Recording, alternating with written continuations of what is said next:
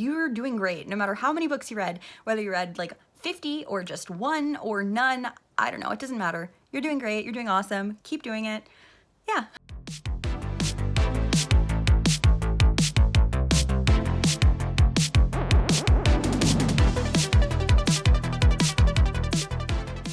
Hello and welcome to my February reading wrap up. I know that last month I said I would probably be reading less in February, and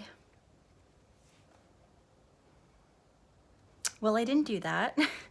I mean, technically, I think I did read less, and that's because I read 39 books in January, but I only read 31 in February, so I'm winning.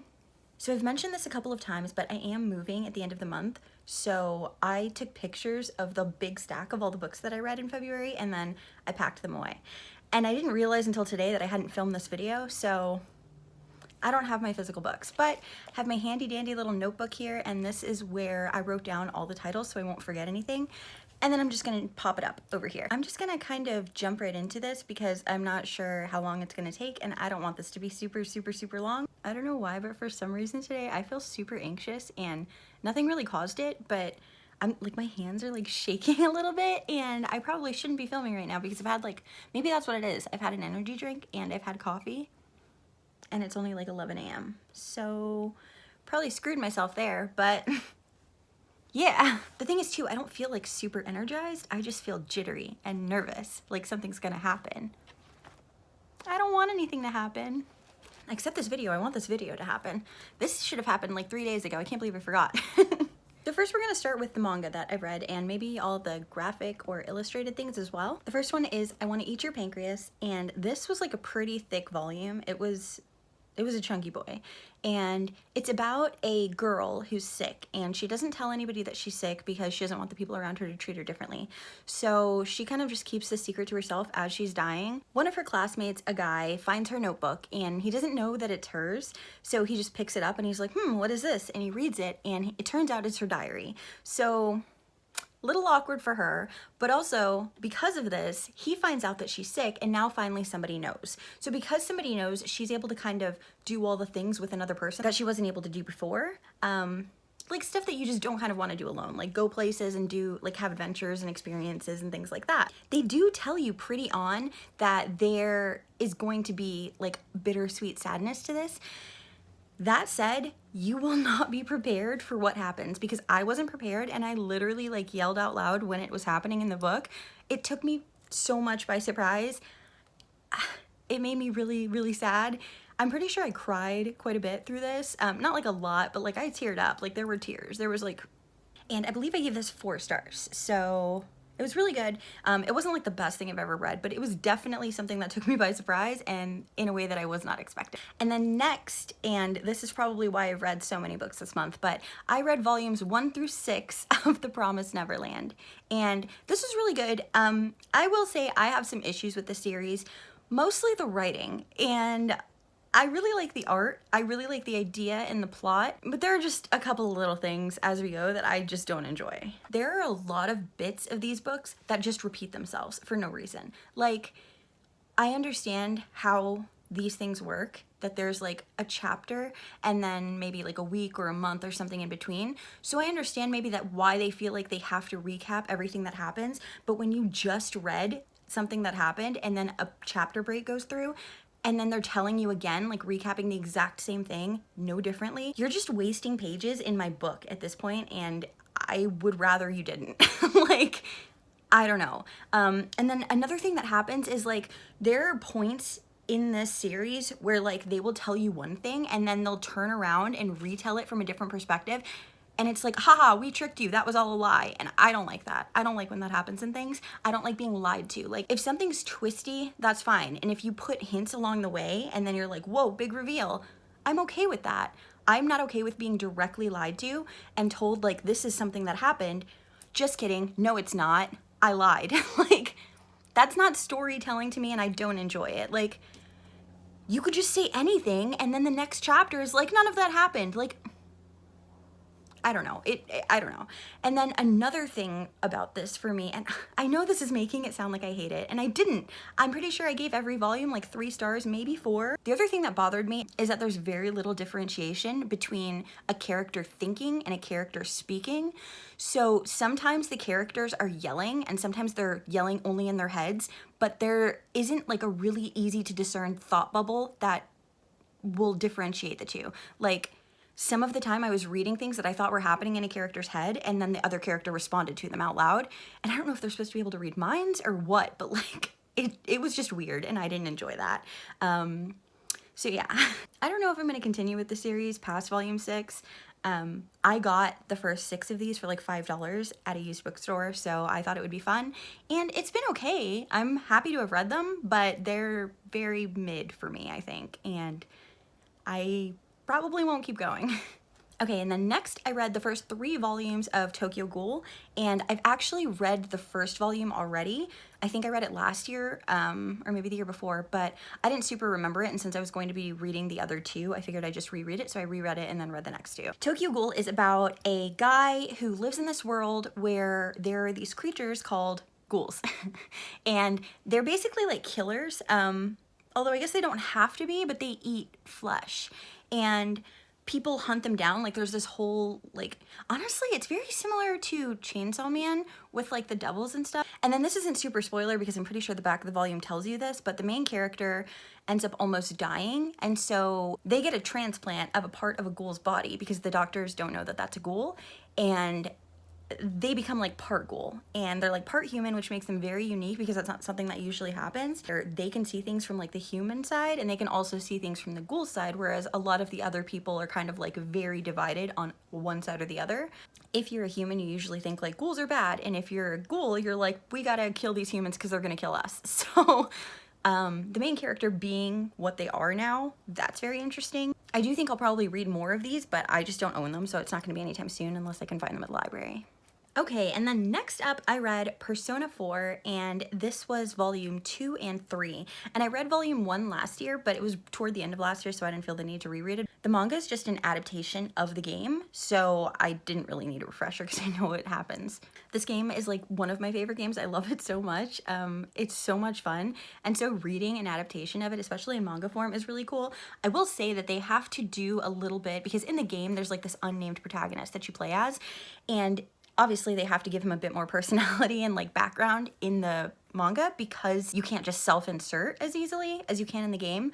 But still, I really like it. There are a couple of other things that they changed too in regards to the themes for each character's personal storyline and like the development of their persona. If you don't know anything about the game or what this is about, it's about a high school group of friends, and in their town where they live in Japan, there's a string of killings, and they're pretty brutal. Like, there's a woman's body who's like found strung up in like power lines, and she's like mutilated. And there are like disappearances, and a person will disappear and then they'll find their body a few days later. And I know it sounds weird, but these kids end up going into an alternate world to try to solve what's going on, and it's through their TV. And there's a lot more to it. I don't know how to really like easily condense it to make you want to look into it or play it or be interested in it if you are not already, but I would definitely recommend looking into it because it's so much fun, and there's like a lot going on, and if you like creepier or dark kind of things, there's a lot of that in it too. So yeah, the characters are also so fun. I just really love the characters, and yeah, I'm a big fan, and I really like the books. The adaptations are great. So next I read Lore Olympus Volume 3, and I wanted to just read this one really quickly to put it in a box so that I could pack it with the other 2 volumes that I have. I think the 4th volume is supposed to be out later this year, and I would like to read that, but who knows? This series is kind of like mixed for me because on one hand, it's really quick to read, and there are certain parts that will make me laugh out loud, or like that I think are really cute or very like poignant, or I don't know, really well done. And I do really like the art, although I think it's very interestingly a choice, and I understand why not everybody loves it. I personally really like it. That said, there are a couple of things that I don't like the pacing, for example. I understand that this is like a webcomic, But there are other things that I've read as webcomic, or there are other things that I've read that started out as webcomics, or even just strictly webcomics that are paced a little bit better. There's a lot of nothing that happens in between the things that happen, and it takes up so much of the book with that nothing. And I wouldn't mind it if it were like filler that really like fully developed the characters and stuff, but in volume 3 in particular, it's a lot of like jealousy and back and forth pettiness between two girl characters, or I guess mainly like one girl character. I don't know. I understand. I get why it is what it is, but it's just not usually my favorite thing to read. Like two women fighting over a man, and like that's not something that I really preferred to spend my time reading. So volume 3 for me wasn't super great, but I'm gonna continue with the series. Up until this point, I've been lucky enough to get the Barnes & Noble exclusive edition for every cover, so I just want to continue that just because I'm a collection freak and like to do it. What is happening with my hair? Is this like a little heart, an upside down heart we're doing? That's cute. Not cute enough to keep it, but... So next I read 2 of the books in the Resident Evil book series, and I've talked about these in a couple of my other videos. I really love them. I read these when I was like a teenager. I have always loved Resident Evil. It's one of the oldest game series franchises that I have played from like the youngest age, so it's been part of my life for most of my life at this point. When I read these the first time, I believe the second one in the series, Caliban Cove, was my favorite, and so the first one is based off of the first video game, Resident Evil, and this second book is actually based on nothing that I know of. It's not like actual canon. It was made up by the author, which I think is super cool, and this is actually like, I had forgotten what made me love this one so much. I knew I liked Rebecca Chambers. There's a point in this, like something, a twist sort of thing that happens, and it has stuck with me for so long. I didn't even remember what book it was from, and then I was reading this and I was like, oh my gosh, this is the thing with the eye and the thing, like, it's so good. Something else about this one is that I think it's really underrated because there's like this really melancholic sort of vibe to it, and I don't know, I just love that, and I love putting that in this series and in this world because historically, like, it's a lot of action and it's a lot of horror and it's a lot of spooky stuff, but at its core it's also very scary, like beyond just the zombies, because it's about a company that essentially has like free reign and is doing whatever it wants in terms of like bioweapons, and that can have huge effects for people. Like if that were happening in real life, yeah, oh my gosh, like these creatures, these characters, and look, I know this is like a horror sci-fi series, I get that. There aren't actual like zombies running around yet, but still, like, the fact that this series is what it is, and then the author made this book and added to the canon of an existing world and an existing franchise and existing characters and made it so sad. Okay, so this is like maybe a little bit into spoiler territory, but I'm just gonna give you some backstory. I doubt anybody's probably gonna go back and read these because it's been so long. Although if this is enticing you at all, please go do it. Like, I really recommend it. So this takes place 3 months after the events of the first book and the first game. And in this one, we're following Rebecca Chambers, who's a part of one of the teams from the first game that went to the Spencer estate and the Spencer mansion to investigate what was going on.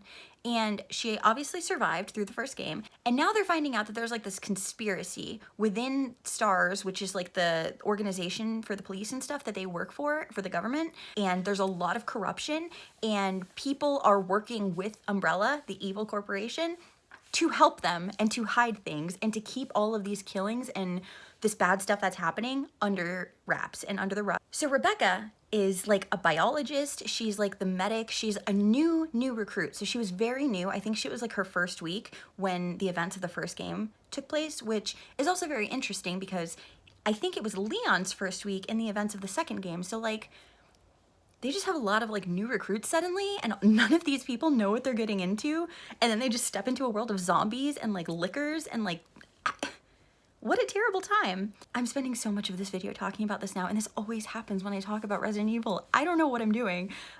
Anyways, the point is Rebecca Chambers is going to go to Maine, I believe it is, because there's this like facility there that Umbrella runs, and they're going to infiltrate and try to see what's going on.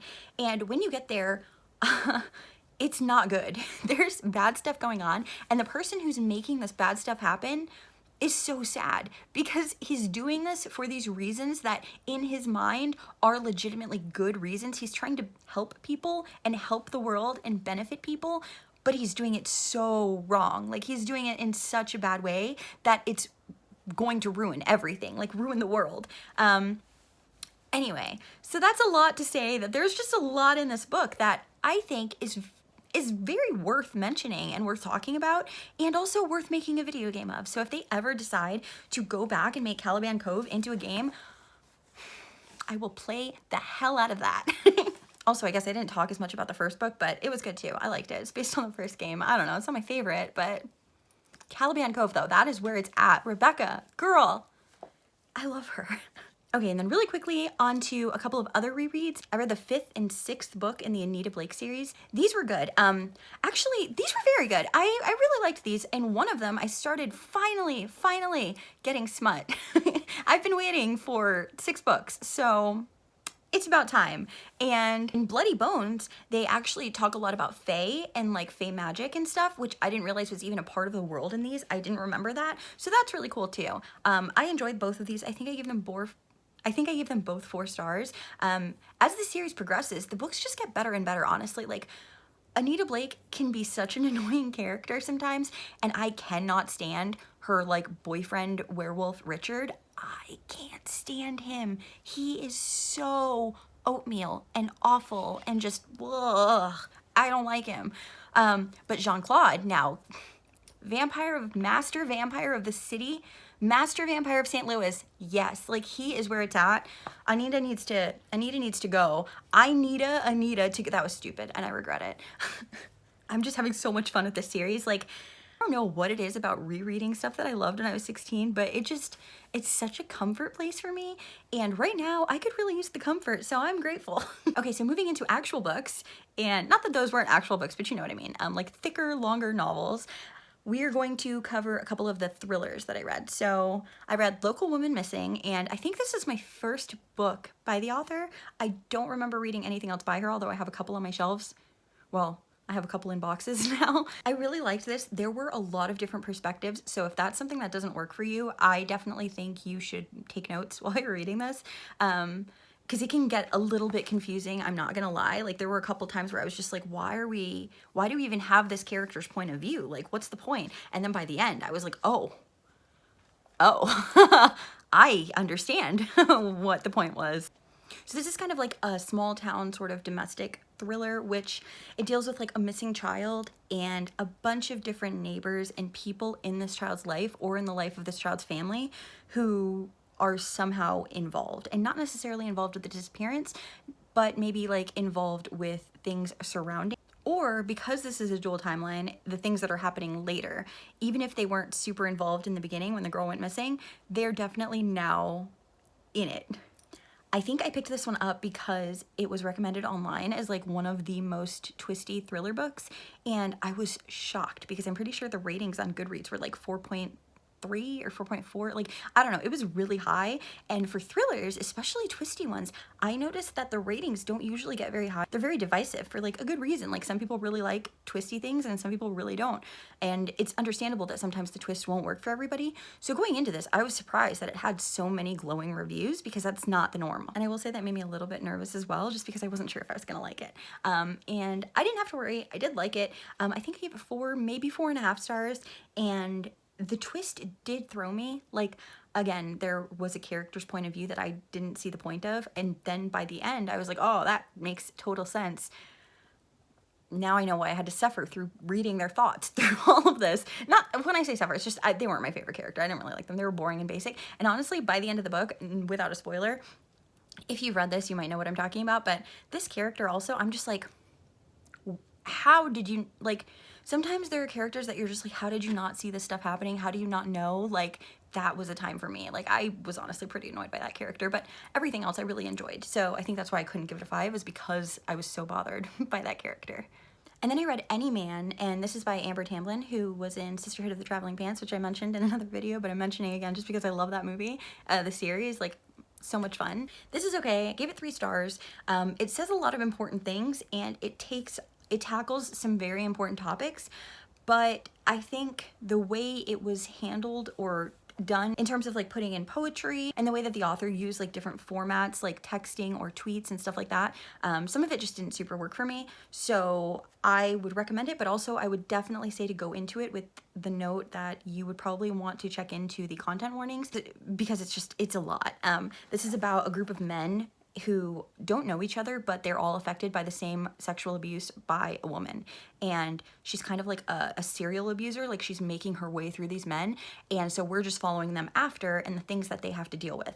And it's very interesting because it kind of mirrors like the Me Too movement and the way that a lot of women have started coming forward about things that they've experienced, and the way that social media treats them, the way that strangers treat them and judge them if they're not the perfect victim. And except that's flipped. So normally where we would see it from like the woman's perspective, this highlights the male perspective, which I think is very important, because obviously like, anybody can be impacted by abuse, and it's not just something that can happen to women. And I think it's really, really important for men to know that they will be supported if they also come forward, because, you know, historically there are a lot of times where they can be laughed at or ostracized or, you know, just stuff like that. And the book does mention all of that. Like, again, it's very difficult to read, especially if, no matter your gender, if you come from a background where you've dealt with experiences that are similar to these, and then you've also come forward, it's just pretty hard to read at times. I would recommend it, but again, I gave it 3 stars. I would say maybe 3.5 stars. And this is my second book by the author, so I will be reading more of what she writes. I do really like her. I like her as an actress. I like her as a writer. She must be a fine human. I don't know her, so. Okay, next up, I read Children of Chicago, and this is a crime sort of thriller. I think it's more crime leaning, actually. And it is about a detective who is investigating this crime of like this Pied Piper, and obviously it takes place in Chicago. The author, you can tell the author really, really loves Chicago, because there's like a lot of stuff in the book that I learned about the place, and just that you can tell, like, from the writing, from the way that things are described, from the way that the narrator and the main character kind of have like this hope for the place, while also realistically seeing it for what it is, as something that needs work. I did see a lot of the reviews that mentioned that a lot of the information about Chicago was kind of like info dumpy, but I didn't feel that way. I thought it was well paced, and like, I don't know, I liked it. Yeah. I don't want to say too much, because I don't want to spoil anything for anybody who doesn't know, but there is another book in the series, or like a sequel, I think, that either just recently came out or is going to be out soon. So yeah. Okay, and then I reread the 7th book in the Wayward Children series, and that was to prepare me for reading the 8th book, which just came out in January. And I think I loved Where the Drowned Girls Go more this time than I did the first time I read it. Like, I really liked it the first time, but this time there were so many things that I was highlighting, so many things that I was just like, wow, yes, like I really love it. I love Cora as a character. I mean, a chunky rainbow hair girl, like, hello, like, Cora is one of my all-time favorite characters. I just love her. She's a mermaid. She's so cool. She's so cool. I only wish my skin were glowing like iridescent rainbows. Like, that would be the coolest freaking thing. Yeah, like, I love these books. I love this series. It is so good. I recommend it to everybody. It is my most recommended series, and it is my favorite series. So if you have not read it, the Wayward Children books, definitely read them. The 8th book, I really, really liked this one. I think it was the shortest one so far. This is about a girl called Ancy, and the beginning of this book was so sad. Like, it just starts off so sad, and then it stays sad. Like, this is not a happy book. Especially for me, with my history and my childhood, I'm not going to say a lot, but I will say that this book was difficult for me to read, and I had a little bit of struggle. It was really good. It made me cry. It was just, I love Ancy as a character, and I think seeing books where kids are in these situations is so important. And it's also so important to show that they can get out of them. And I don't know, I'm gonna get emotional if I talk too much about it, but suffice it to say, I really like these books, and we're gonna move on. Something a little strange this month is that I only read one horror book, and it was an ARC, and it was sent to me from Tor Nightfire, and I really loved it, and I think the reason I only read one horror book this month, when normally I read so many more, is that I decided that this was going to be my like romance reading month. I ended up only reading like 4 or 5 romance books. Let's be real. But yeah, I have the best of intentions at heart. Like, so I read A House with Good Bones by T. Kingfisher, and I've mentioned this in a couple of my other videos, like while I was reading through reading vlogs and stuff, but I loved this. It was so good. It was creepy, it was spooky, it deals with familial trauma, but it was also just a lot of fun, and I feel that way about everything I read that T. Kingfisher writes. Like, their writing is just so much fun. Like, I don't know what it is, but it's so relatable. The characters are always very relatable. As somebody who has her own fair share of like familial matriarchal issues, this is good and I loved it. If you're looking for books to read, if you have like difficulties with your mother or like your grandmother, I would recommend this one for sure. This should be at the top of your list, or like one of the tops of your list. Okay, so now on to the romance recap. Yes, I read quite a few romances. Again, it's like 5, but that's more than ever for me in a month. So it's pretty good. I decided to do it because of Valentine's Day and it went well. I will say I'm realizing as I read that normal contemporary romance for me is very difficult to get into. There are no monsters. There's nothing supernatural going on. There's nothing creepy. There's nothing twisty. Like, I get a little bit bored just reading about 2 characters, and there's always like this like time in the book where there's like a miscommunication and it's always so dumb. Like, I'm just like, why don't you just speak up? Like, why don't you just say this? Like, I'm not a person who I would say is exceptional at communication, and that said, I could fly through these issues in all of these books. Like, easy peasy, just speak up. Like, it's so frustrating. And I think because they frustrate me, it makes the payoff of them not as good. Like, by the end, when they have like their happily ever after or whatever, I'm like, whatever. How long is this gonna last? You guys barely got over this tiny little hurdle you had. Like, I don't know. I guess, I don't know if that's gonna change as I read. That said, the romance books that I read this month, I did like. I gave a couple of them 5 stars. So, but yeah, that's where I'm figuring out I am, because there were a couple of other books that were on my TBR that I started and then DNF'd. And I'm not gonna cover them because I think it was just like me and like a mood thing. Like, they weren't specifically poorly written. It wasn't the characters. It wasn't anything like that. It was just like, I'm not vibing with this, so I'm not gonna force it. Yeah, so I read Legends and Lattes, and I also had like a little bit of a baking moment with it. Well, my boyfriend baked. I baked granola, but then my boyfriend made cinnamon rolls because he's very nice, and yeah. And this was really good. I really liked it. I thought it was very cute. There wasn't a lot that happens. I think it probably could have been a novella, if I'm being honest. It could have been a little bit shorter. There was a lot of filler in here. That said, it was cozy filler. Like, it was comfortable. There was nothing wrong with it. It was entertaining. If you're okay with kind of like just a calm, cozy, like slice of life sort of vibe, this will be great for you, especially if you like D&D, especially if you like fantasy, especially if you, I don't know, play video games that have a lot of creatures in them, so you're like, oh, I know what an orc is, like stuff like that. Like, I think it can be enjoyed by a lot of people, not necessarily even people who like fantasy. If you like coffee, I would definitely recommend it as well, because I love coffee, and I loved the parts of this where they're designing the menu and trying to like figure out new things. Like, they're like, this character doesn't drink hot drinks. Let's see, maybe we can put some ice in it. Like, it was just so funny, and I really liked that. And then I read Highly Suspicious and Unfairly Cute. This was truly unfairly cute. Like, I was blown away by how much I enjoyed this. This is a YA romance, and I literally, before going into this, I told my boyfriend, I was like, I don't know if I'm gonna like a romance book that doesn't have smut. Like, closed door romances are not for me, and I've never read a teen romance, so I imagine, understandably, like probably a lot of YA romance does not have that in it, and I wouldn't want to read that between teenagers, like in a romance. Like, that's just, no. So I was like, I don't know if I'm gonna like this going into it. It's my first book by the author. I didn't know what to expect.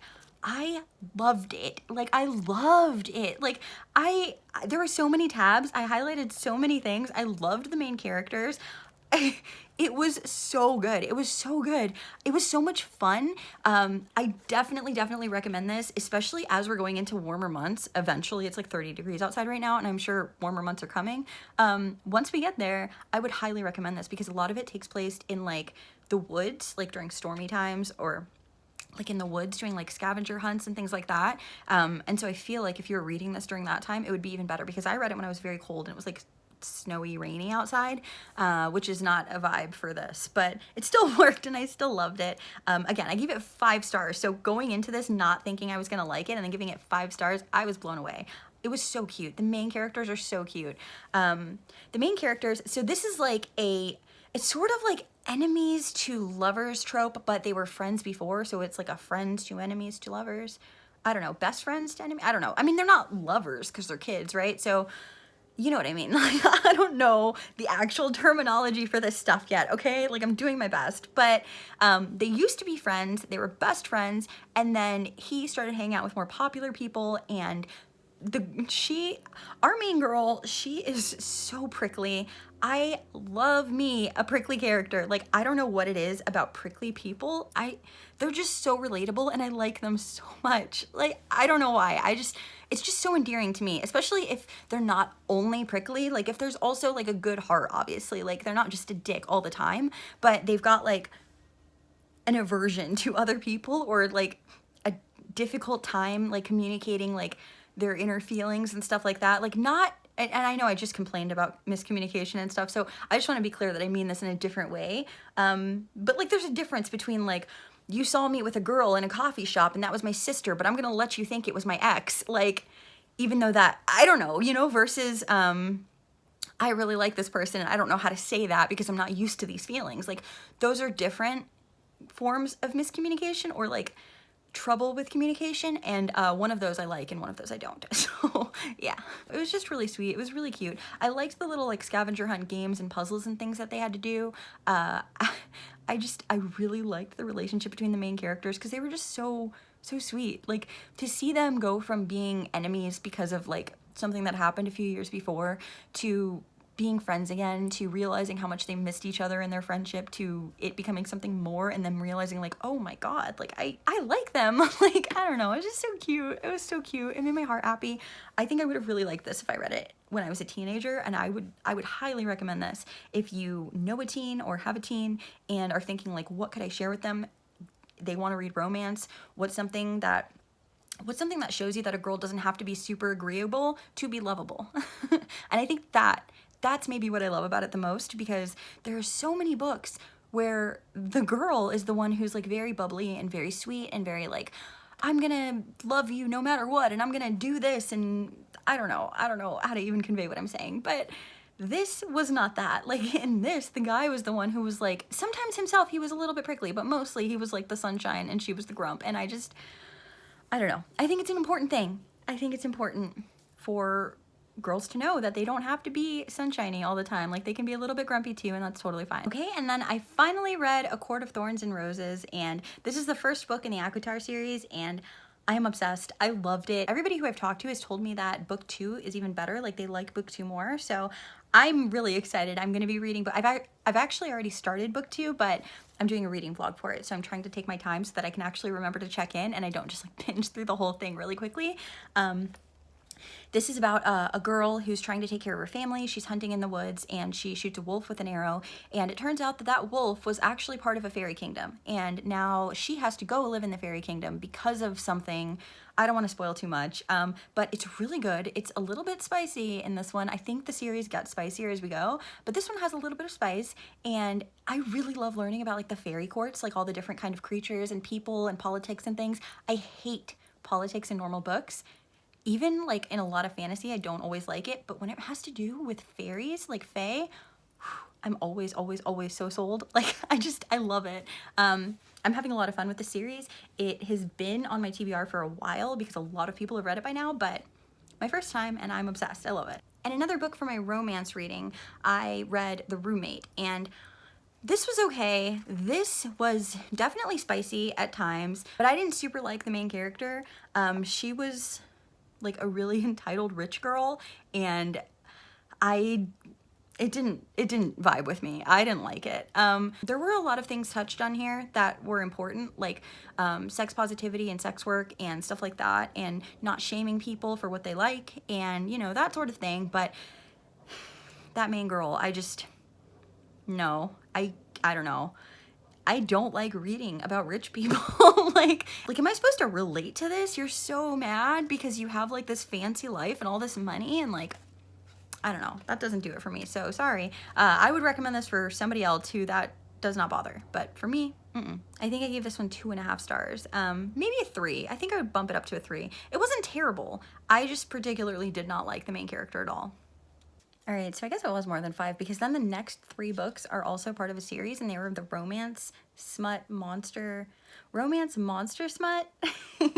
I am trying to discover my tastes in romance by going like through subgenres or tropes, and my first one was into fantasy and monster smut. So starting off with a big bang, really big bang, like a really big bang.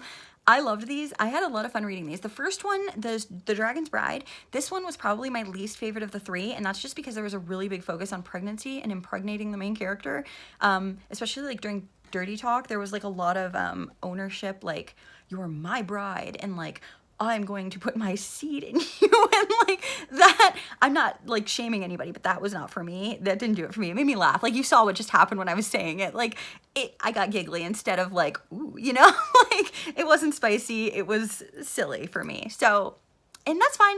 People like different things. No big deal. The second one, the Kraken book. Now that, look, I'm sorry, but that was a good book. I liked that book. A lot of people in the reviews did not like this one because the main character is kind of a dick. So I'm just going to revert back to how I like prickly characters, especially when the reason they're prickly is because they have some inner workings that they're trying to get through and communicate. Yeah, I also really loved the main character in that book, Catalina. She was so relatable for me, which is probably telling on myself a little bit and not in the best way, but I'm just gonna say it, like, I loved her and I really related to her, and that book was so much fun. I gave it 5 stars. And then the third one, it was still good. I liked it less than I liked the third book less than the Kraken one, but more than the Dragon one. So it was like in the middle for me. And this one had to do with like a witch and a demon, and the demon has like eyes that are horns. Like, I don't know why they have eyes. But yeah, it was wild. And that one was actually like, it had a lot more like inclusive sort of spicy stuff than I expected. Like, I don't know what I can say on YouTube.